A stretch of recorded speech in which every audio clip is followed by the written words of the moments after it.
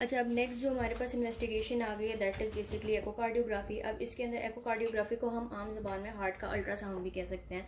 अब इसकी बेसिकली हमारे पास चार टाइप्स हैं। टू डी एकोकार्डियोग्राफी आ जाती है, this is basically the simplest one.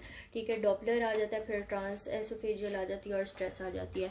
अब जो 2D है ना, इसके अंदर ये होता है कि सिंपल कार्डिक अल्ट्रासाउंड है। इसके अंदर हम हार्ट का फंक्शन को, स्ट्रक्चर को देख लेते हैं, लेफ्ट वेंट्रिकल की थिकनेस देख सकते हैं और इजेक्शन फ्रैक्शन देख सकते हैं। इजेक्शन फ्रैक्शन ये होती है कि एक कार्डिक साइकिल में हमारे पास जो हार्ट है वो कितना हार्ट को जो है ना कितने ब्लड को जो है ना वो इजेक्ट करवा रहा है बॉडी से। फिर आ जाता है डॉपलर। डॉपलर बेसिकली हमारे पास साउंड वेव के ऊपर काम करता है, इसके लॉ के ऊपर। इसमें ये होता है कि जो मूविंग ऑब्जेक्ट होता है ना, उससे अल्ट्रासाउंड की जो साउंड वेव्स होती हैं वो आके टकराती हैं मूविंग ऑब्जेक्ट से। उससे फिर हम जो है ना, जैसे फॉर एग्जांपल ब्लड सेल को हम ले लेते हैं, तो उससे जो है ना वो हम देख लेते हैं कि हमारा हार्ट प्रॉपर काम कर रहा है या नहीं। तीसरा आ जाता है ट्रांस एसोफेजियल। इसके अंदर ये बेसिकली अब ना थोड़ा सा सर्जिकल पॉइंट ऑफ व्यू आ जाता है। इसके अंदर हम ये करते हैं कि ऐसे स्ट्रक्चर्स जो हम नॉर्मल अल्ट्रासाउंड में नहीं देख सकते ना, वो हम इस ट्रांस एसोफेजियल में देखते हैं।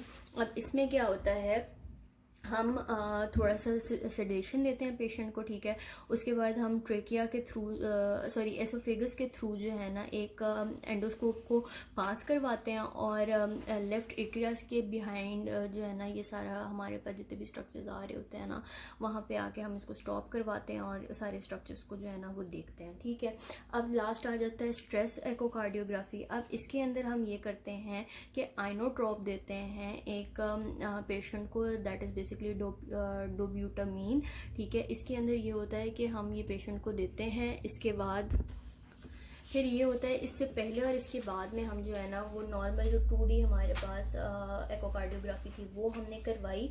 और जो हमारा जब हम ये इसको आइनोट्रोप दे देते हैं ना पेशेंट को, तब क्या होता है, जो इस्कीमिक और जो इन्फाक्टेड एरिया होगा ना पेशेंट का के हार्ट का, वो हमारे पास जो है ना वो पुअरली जो है ना वो थोड़ा सा हल्के से स्ट्रेस में आ जाएगा। और फिर हम लोग जो है ना अल्ट्रासाउंड के थ्रू देख लेंगे कि कौन से हार्ट के कौन से पार्ट में जो है ना वो प्रॉब्लम आ रही है। अब जो डॉपलर होता है ये बेसिकली हमारे पास वेल्वुलर रिगर्जिटेशन के लिए हेल्प करेगा। ठीक है, ब्लड प्रेशर ग्रेडियंट को हम देख सकते हैं इसके साथ। डॉपलर बेसिकली हमारे पास वेल्वुलर जितने भी वेल्व्स होते हैं ना उससे रिलेटेड जितनी भी प्रॉब्लम्स होंगी उनके लिए हेल्पफुल होगा।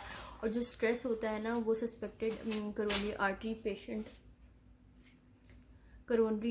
का जो भी पेशेंट होगा ना उसके लिए हेल्पफुल होगा। ठीक है, उसके बाद और बंडल ब्रांच का अगर कोई ब्लॉक है पहले से पेशेंट का, तब भी हमारे पास जो स्ट्रेस एकोकार्डियोग्राफी है ना वो हेल्पफुल हो सकता है। ठीक है, आई होप सो कि आपको इसकी समझ आ गई हो। अब नेक्स्ट हम चलते हैं, वो है स्पेशल जो भी हमने इन्वेस्टिगेशंस करनी है वो फिर हम डिस्कस करते हैं अभी। अब स्पेशल में हमारे पास तीन चीज़ें आ जाती हैं। एक आ जाती है सीटी स्कैन, एक है एमआरआई, देन है हमारे पास कैथराइजेशन। अब सीटी स्कैन में ये होता है कि हम जो बॉडी होती है ना सीटी स्कैन में, वो बॉडी जो होती है ना वो स्लाइस्ड अप हो जाती है। ठीक है, अब बॉडी को स्लाइस अप कर लिया और हम फिर एक एक पार्ट को जो है ना वो प्रॉपरली देख सकते हैं।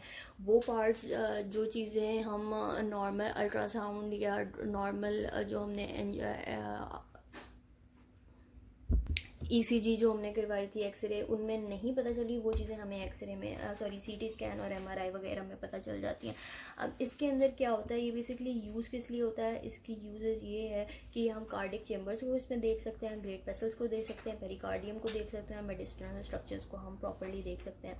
ठीक है, पर रोटेशन जो है वो 320 स्लाइस तक हो सकता है, इससे कम भी कुछ सेंटर्स में होता है। ठीक है, अब इसमें ये करते क्या है, हम एक कंट्रास्ट एजेंट दे देते हैं एक्सरे का।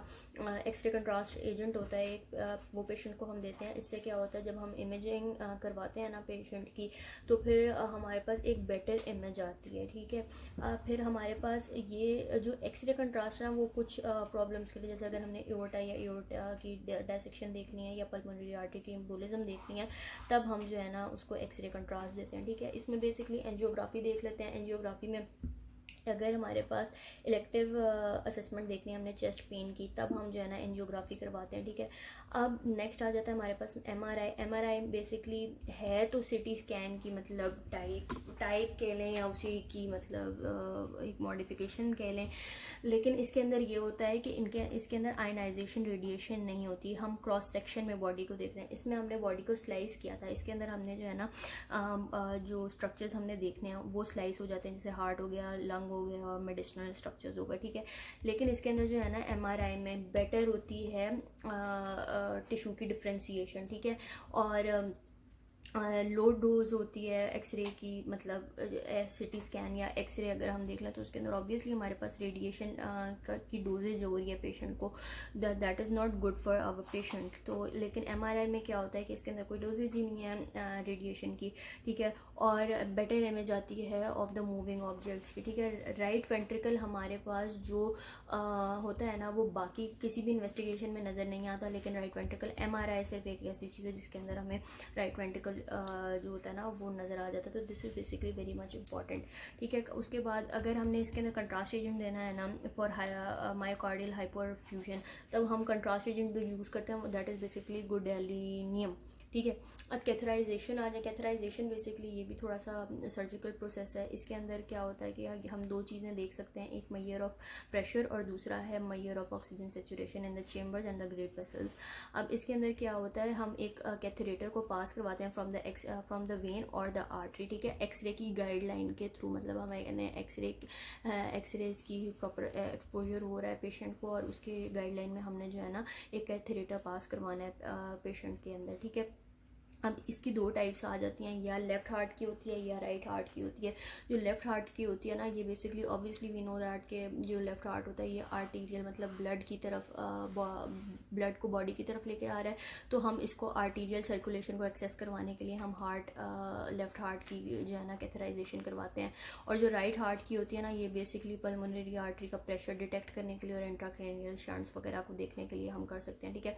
अब इसके अंदर क्या होता है, लेफ़्ट हार्ट के अंदर जो रेडियल आर्टरी है ना उसको हम यूज़ करते हैं फॉर एओर्टा। अगर हमने एओर्टोग्राफी करवानी है ना तब हम रेडियल आर्टरी को यूज़ करेंगे, और अगर हमने कोरोनरी आर्टरी की एंजियोग्राफी करवानी है ना तो वो बेसिकली किस लिए यूज़ होती है, that is for the coronary stenosis, thrombus और कैल्सिफिकेशन। अब नेक्स्ट आ जाएँ तो राइट जो हार्ट है ना वो बेसिकली हमारे पास किस लिए यूज़ होता है, for the detection of the intracranial shunts. इसमें हम करते ही हैं कि बेसिकली हम ऑक्सीजन की सैचुरेशन को वो मैयर कर लेते हैं डिफरेंट चेम्बर्स में, ठीक है। उसके बाद जो है ना हमें इसकी कैथराइजेशन हो जाती है, ठीक है। अब इसमें होता है क्या है कि हम जो है ना कार्डिक आउटपुट जो होता है ना हमारे पास पेशेंट का उसको मैयर करवाते हैं बाय थर्मोडाइल्यूशन, ठीक है, टेक्निक्स होती हैं हमारे पास। अब इसमें ये होगा कि लेफ्ट एट्रिया का जो प्रेशर होता है ना वो मैयर हम डायरेक्टली करते हैं bye puncturing the interatrial septum from the right atria, ठीक है, with a special catheter, ठीक है। ये बेसिकली हमारे पास इसका प्रोसीजर होता है। या फिर दूसरा जो हमारे पास वो आ जाता है ना टेक्निक, दैट इज़ बेसिकली कि हम क्या करते हैं कि अगर हमने लेफ़्ट एट्रिया का प्रेशर चेक करना ना तो अब हम वेजिंग यूज़ कर सकते हैं। अब इसके अंदर क्या होता है कि एक बलून लाइक कैथेरेटर जो होता है ना वो हम पल्मोनरी आर्टरी से जो है ना वो पास करवाते हैं, और जो है ना इसको हम दूसरा नाम इसको स्वान गाज बलून कैथेरेटर भी कह सकते हैं, ठीक है। और मॉनिटर हम करते हैं पल्मोनरी वेज प्रेशर, पल्मोनरी जो प्रेशर होता है ना उसको वेज के थ्रू जो है ना हम उसको मॉनिटर करते रहते हैं। और फिर इससे ये होता है कि हम जो है ना जो लेफ़्ट जो हार्ट है उसकी जो फिलिंग हो रही है उसको हम मॉनिटर कर सकते हैं, ठीक है। ये हमारी ये एंटर होगी। अब लास्ट हमारे पास जो है ना रेडियो न्यूक्लियाइड इमेजिंग आ जाती है।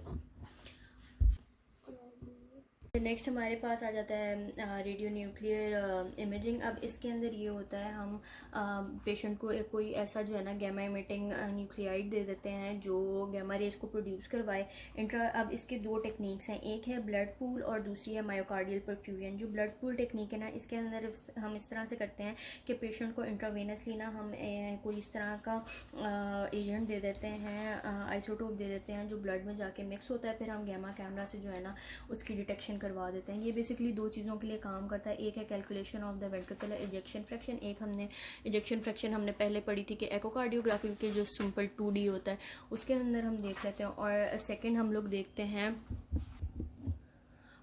हम लोग करते हैं साइज़ और shape of the chambers of the heart, हम ये देख लेते हैं, ठीक है। नेक्स्ट आ जाता है हमारे पास मायोकार्डियल परफ्यूजन इमेजिंग। अब इसके अंदर हम ये करते हैं कि हम कंपैरिजन करवाते हैं, जो मायोकार्डियम होता है ना हार्ट का, उसका कंपैरिजन करवाते हैं एक रेस्ट पे और एक स्ट्रेस दे के, ठीक है। अब इसके अंदर हम इस तरह से करते हैं, पॉजिट्रॉन इमिशन टोमोग्राफी जो होती है ना वो भी हमारे पास यूज़ होती है फॉर मायोकार्डियल मेटाबॉलिज्म, ठीक है। अब बस इसकी इन्वेस्टिगेशंस यही थी, ठीक है। आई होप सो आपको यूज़फुल लगी हो और आपको सारी समझ आ गई हो। कोई क्वेश्चन हो तो फिर आप यू कैन आस्क मी।